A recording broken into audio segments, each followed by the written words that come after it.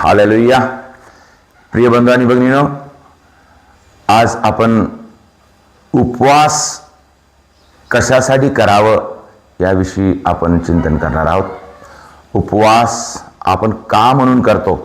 प्रिय बंधू आणि भगिनीनो, आपण आता उपवास काळामध्ये आहोत आणि उपवास काळामध्ये पुष्कळ लोक उपवास करत आहेत. काही लोकांना उपवास करायची इच्छा आहे, परंतु उपवास करणे जमत नाही. काही लोक संशय धरतात की आपण उपवास का करावं. प्रिय बंधू आणि भगिनीनो, उपवास काळ आपण आरंभ केला त्या दिवशी आम्ही माथ्याला राख लावली, आपल्या कपाळाला राख लावली. हे अशासाठी की आम्हाला माहीत आहे निनवेच्या लोकांना पश्चाताप करावं म्हणून परमेश्वराने योनाला पाठवलं. कारण निनवे हे शहर पापात डुबलं होतं. निनवे हे शहर पापात डुबलं होतं आणि परमेश्वर त्यांच्यामध्ये पश्चाताप यावा, त्यांनी पश्चाताप करावा असं परमेश्वराने त्यांना योनाद्वारे संदेश देऊन पाठवला. प्रभूने योनाला म्हटले, तू उठ आणि निनवे जी मोठी नगरी येथे जा आणि जो आदेश मी तुला सांगेन तो तिला जाऊन सांग. मी जो आदेश देतो तो तू तिथं जाऊन सांग. आणि योना त्या शहरात गेला प्रभूची वाणी घेऊन, आणि प्रभूची वाणी त्यांनी त्यांच्यासमोर जेव्हा पेश केली, प्रभूची वाणी अशा प्रकारे, प्रभूच्या वचनाप्रमाणे योना उठून निनवेस गेला. निनवे तर फार मोठी नगरी होती, 3 दिवसाच्या वाटचालीची होती आणि योना 1 दिवसाच्या वाटचालीपर्यंत नगरीत जाऊ लागला. आणि त्याने गाजवून सांगितले, अजून 40 दिवस आहेत, मग निनवे उद्ध्वस्त होईल. संदेश काय होता? अजून 40 दिवस आहेत, नंतर निनवे उद्ध्वस्त होईल. कधी? जर निनवेच्या लोकांनी पश्चाताप नाही केला. जर निनवेच्या लोकांनी पश्चाताप नाही केला तर निनवे शहर उद्ध्वस्त होईल. आणि त्याच्यासाठी 40 दिवसाची अवधी परमेश्वराने दिली. आणि जेव्हा योनाने जाऊन हे त्यांना सांगितलं, हा संदेश दिला, तेव्हा निनवेच्या सर्व लोकांनी पश्चाताप केला. आणि पश्चाताप करताना मग त्यांनी काय केलं? त्यांनी सर्व लोकांनी उपवास धरला. स्वतः ते खाली बसले म्हणजे खाली राखेमध्ये बसले, म्हणजे स्वतःला विनम्र केले. त्यांनी पहिलं घमंडी होते, विनम्र केले आणि त्यांनी पश्चाताप करून देवाला शरण गेले. देवा, आम्ही पापी आहोत, आम्ही पश्चाताप करतो. म्हणून त्यांनी पश्चाताप केला. त्यांनी राखेमध्ये बसले, खाली बसले. प्रिय बंधू आणि भगिनीनो, आम्हाला माहित आहे मोशे जेव्हा इस्रायल लोकांना वाग्दत्त देशाकडे नेत होता तेव्हा त्याला भरपूर अडचणी आल्या. आणि इस्रायल लोकांमध्ये आणि परमेश्वरामध्ये हा मध्यस्थ करत होता. देवाने त्याला त्यांचा पुढारी म्हणून नेमला आणि मोशेच्या द्वारे परमेश्वर त्या लोकांना वाग्दत्त देशाकडे नेत होता. आणि त्यावेळेस त्याला संकट आलं, लोकांच्या अडचणी पूर्ण करणं त्याला जमलं नाही किंवा त्याला त्रास होत होता आणि वारंवार त्यांना तक्रारी ऐकाव्या लागत होत्या, तेव्हा तो मोशे सिनाय पर्वतावर चढला आणि तिथे आम्ही वाचतो निर्गमन ग्रंथाच्या अध्याय 34 ओवी 28 पासून आम्ही वाचतो, मोशे तेथे परमेश्वराबरोबर 40 दिवस व 40 रात्री होता. तेवढ्या अवधीत त्याने भाकर खाल्ली नाही आणि तो पाणीही प्याला नाही.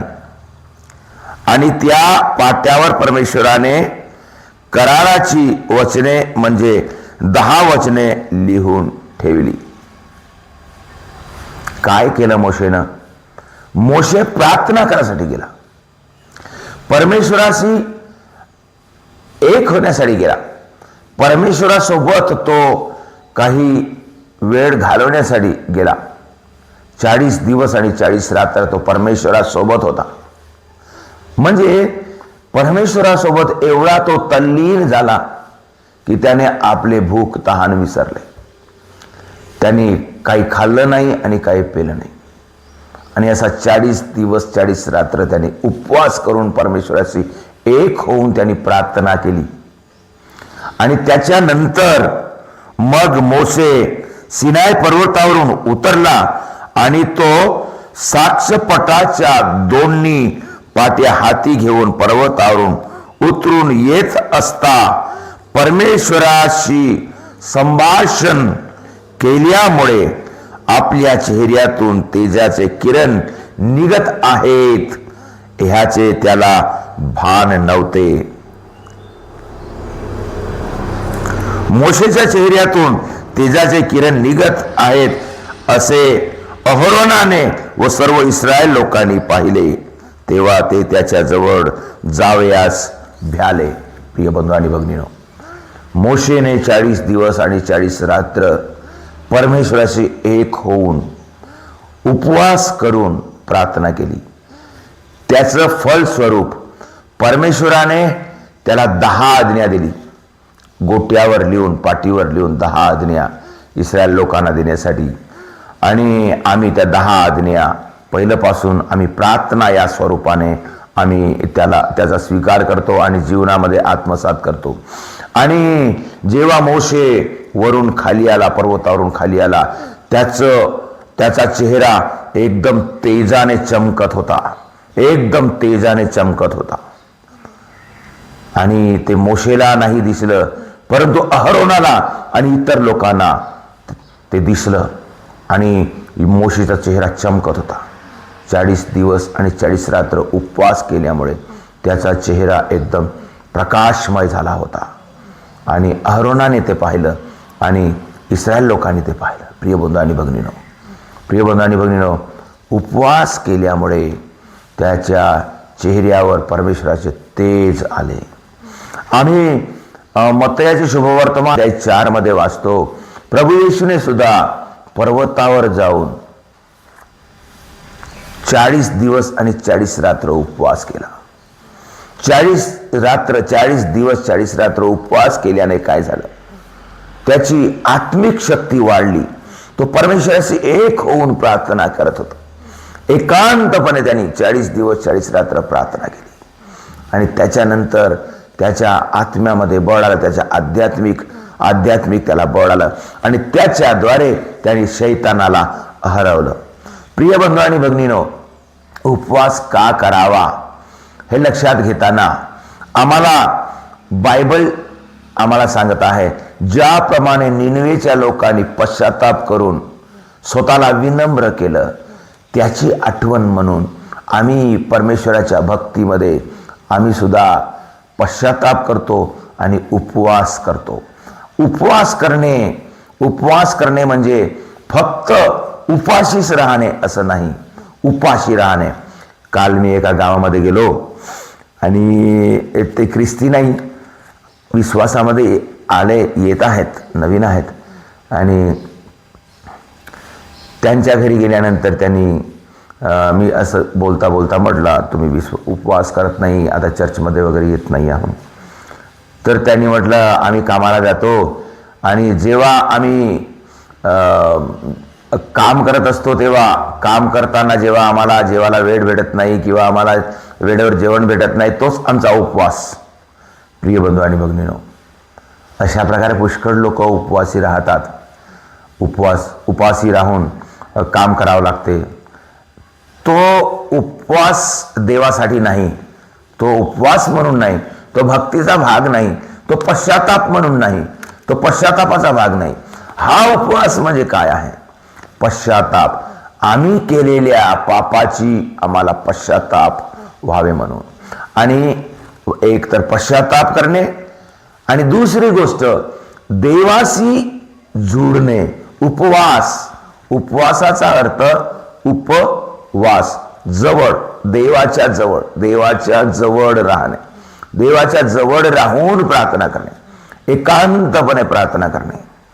आणि त्यावेळेस एवढं जवळ राहून जेव्हा प्रार्थना करतो तेव्हा भूक तहान विसरून जाणे, म्हणजे आम्हाला भान राहत नाही किंवा उद्देशाने मी उपवास करून प्रार्थना करणार, मी देवासोबत एक होणार. आणि म्हणून परमेश्वराने येशूने मत्ती अध्याय 4:4 मध्ये शैतानाला सांगताना म्हटलं की मनुष्य केवळ भाकरीने नव्हे तर परमेश्वराच्या मुखातून निघणाऱ्या प्रत्येक वचनाने जगेल.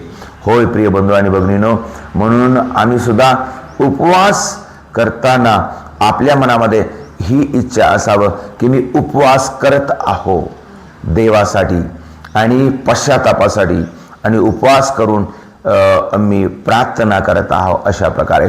तर उपवासाचा अर्थ प्रिय बंधू आणि भगिनींनो, आम्ही पाहतो उपवासाचा अर्थ आहे आम्ही पश्चाताप करतो. आम्ही पाप केल्यामुळं, देवाला दुखवल्यामुळं, आम्ही देवाच्या दूर गेल्यामुळं, आम्ही स्वतःला अपवित्र केल्यामुळं आम्हाला पश्चाताप होतो. आणि त्या पश्चातापाच्या हेतूने मी उपवास करतो आणि उपवास करून देवाची प्रार्थना करतो. आणि दुसरी गोष्ट म्हणजे आम्ही उपवास करताना आम्ही देवाकडे वळतो. आम्ही जेव्हा उपवास करत आहोत तेव्हा आम्हाला भान आहे, आम्हाला आठवण आहे, आम्ही शुद्धीवर आहोत. आम्ही शुद्धीवर राहून आम्ही प्रार्थना करत आहोत. देवाकडे प्रार्थना, जास्तीत जास्त प्रार्थनामध्ये वेळ घालवणे आणि देवाकडे जाऊन प्रार्थना करणे, देवाच्या जवळ बसून प्रार्थना करणे, वचन वाचणे, देवाची आठवण करणे, देवासोबत थोडा वेळ घालवणे, येशूला कसं दुःख झालं ते आठवण करणे, येशूच्या दुःखाची आठवण करून आपण त्या दुःखाचा अनुभव घेणे, अशा प्रकारे प्रार्थना करणे, देवाकडे वळणे. आणि तिसरी महत्त्वाची गोष्ट, आम्ही पापापासून दूर, आतापासून पाप करणार नाही. देवा मी चुकलो, तुझ्यापासून दूर गेलो, आता आम्ही पाप करणार नाही आणि त्यासाठी मला शक्ती दे, मला समोरच्या जीवनामध्ये मी पाप करू नये म्हणून मला शक्ती दे.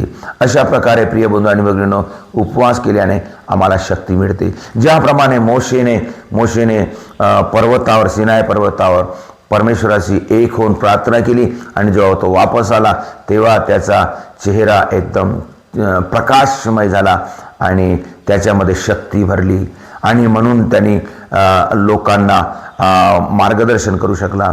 अशाच प्रकारे प्रिय बंधू आणि भगिनींनो, येशूने सुद्धा 40 दिवस 40 रात्र उपवास केल्यानंतर त्याच्यामध्ये आत्मिक बळ आलं आणि त्यांनी शैतानावर विजय मिळवला. प्रिय बंधू आणि भगिनींनो, आमच्या जीवनामध्ये सुद्धा आम्ही वाईटापासून विजय मिळवण्यासाठी, आम्हाला पापाच्या सवयीपासून विजय मिळवण्यासाठी उपवास करून प्रार्थना करणे फार गरजेचं आहे. प्रिय बंधू आणि भगिनींनो, या उपवास काळामध्ये आम्हाला उपवास करण्याची संधी मिळत आहे, हे फार मोठी गोष्ट आहे.